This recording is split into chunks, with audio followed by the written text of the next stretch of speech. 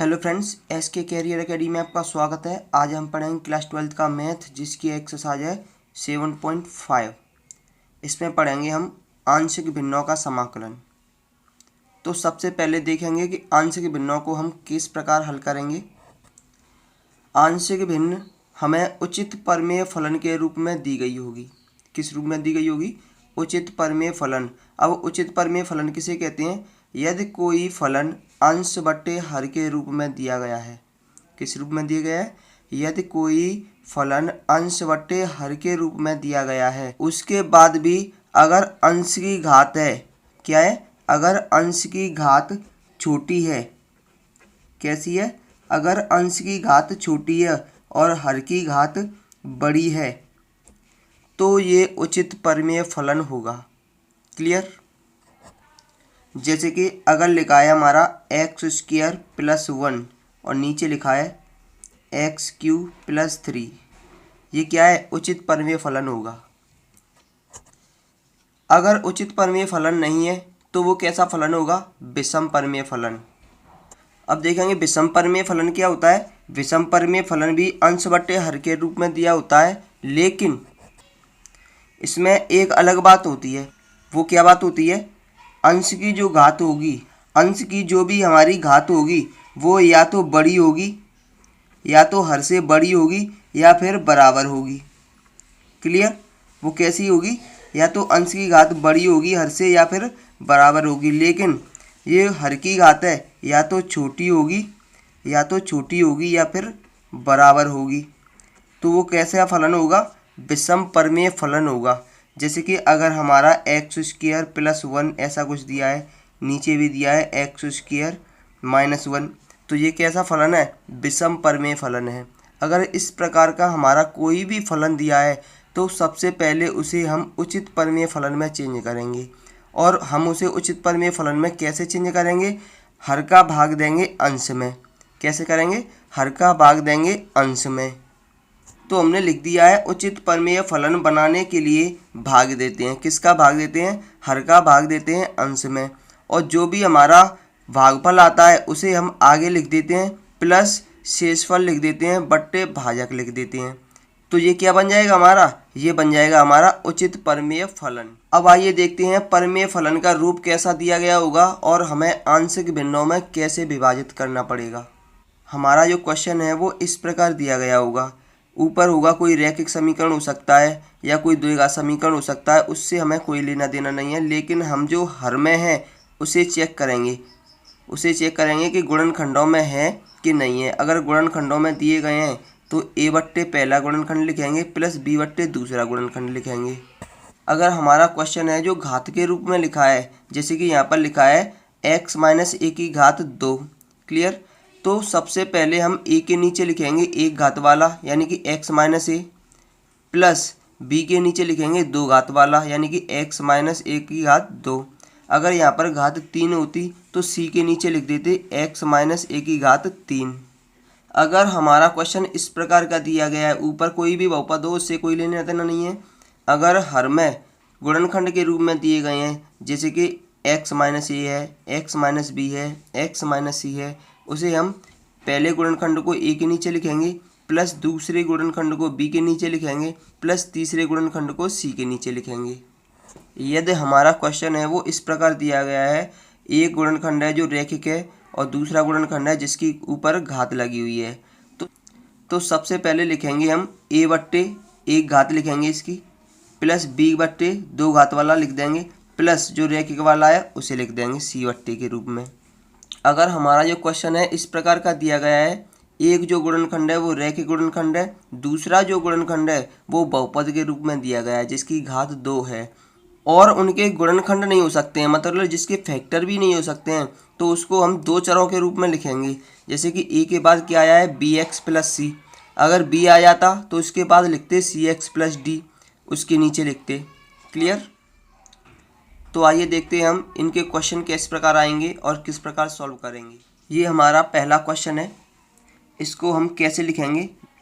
जैसा कि मैंने कहा था कि अगर दो गुणनखंड दिए गए हैं और दोनों रैखिक गुणनखंड हैं, तो एक को तो लिखेंगे हम a के नीचे, यानी कि a/, एक्स प्लस 1 प्लस दूसरे वाले को लिखेंगे हम b के नीचे, यानी कि b अपॉन एक्स प्लस 2। अब इन दोनों को सॉल्व करेंगे। क्लियर? तो ये हो जाएगा हमारा x upon x plus 1 x plus 2 equal to, LCM क्या हो जाएगा हमारा, इनका एलसीएम हो जाएगा x प्लस 1 एक्स प्लस 2। तो ये हो जाएगा a, इसका इसमें मल्टीप्लाई होगा x प्लस 2 प्लस b, इसका होगा तो x प्लस 1। इससे ये कैंसिल हो जाएगा, तो x बराबर क्या आ जाएगा, a x plus 2 plus b x plus 1।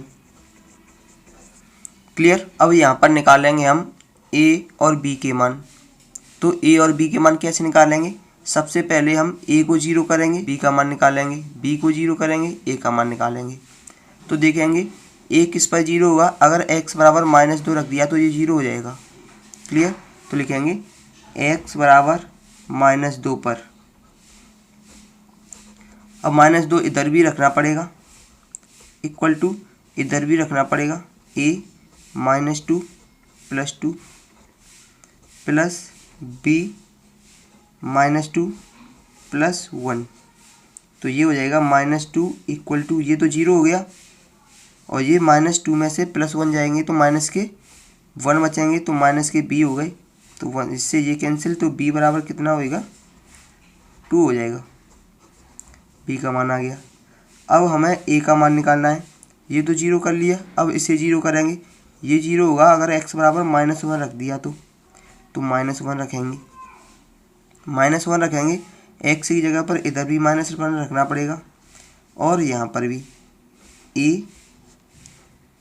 -1 plus 2 plus b -1 plus 1। तो ये हो जाएगा -1 इक्वल टू a, और 2 में से 1 गया तो 1 ही बचेगा और ये 0 हो गया, यानी कि a का मान कितना आ गया, -1। क्लियर? आगे हम a और b के जो मान हैं उनको हम यहाँ पर रखा करेंगे। तो यहाँ पर रखेंगे तो सबसे पहले हम क्वेश्चन को लिखेंगे, ये हमारा क्वेश्चन। अब a का मान रखेंगे, यहाँ पर a का मान कितना है, -1, तो लिखेंगे -1 upon x plus 1 plus b का मान लिखेंगे 2 अपॉन एक्स प्लस 2। क्लियर? अब इन दोनों का निकालेंगे समाकलन। समाकलन निकालेंगे तो समाकलन का चिन्ह भी लगाना पड़ेगा, integration x upon x plus 1 x plus 2 dx equal to, ये हो जाएगा माइनस चिन्ह 1 upon x plus 1 plus 2 1 upon x plus 2 dx। Clear? इन दोनों का करेंगे इंटीग्रेशन। इंटीग्रेशन करेंगे तो ये हो जाएगा, माइनस चिन्ह आ गया है, इसे x मान लेंगे तो 1 अपॉन एक्स का क्या होता है, log x, यानी कि log x प्लस 1 प्लस, अब इसका डिफ्रेंशिएशन करेंगे तो उसका 1 होगा, उसे लिखो या ना लिखो 2, इसे भी x मान लेंगे। 1 अपॉन एक्स का इंटीग्रेशन क्या होता है, log x, तो ये हो जाएगा log x प्लस 2। क्लियर? अब क्योंकि हम जानते हैं कि अगर किसी भी log के आगे कोई भी अचर पद दिया गया हो तो उसे हम घात के रूप में चिन्ह कर देते हैं, तो ये हो जाएगा माइनस log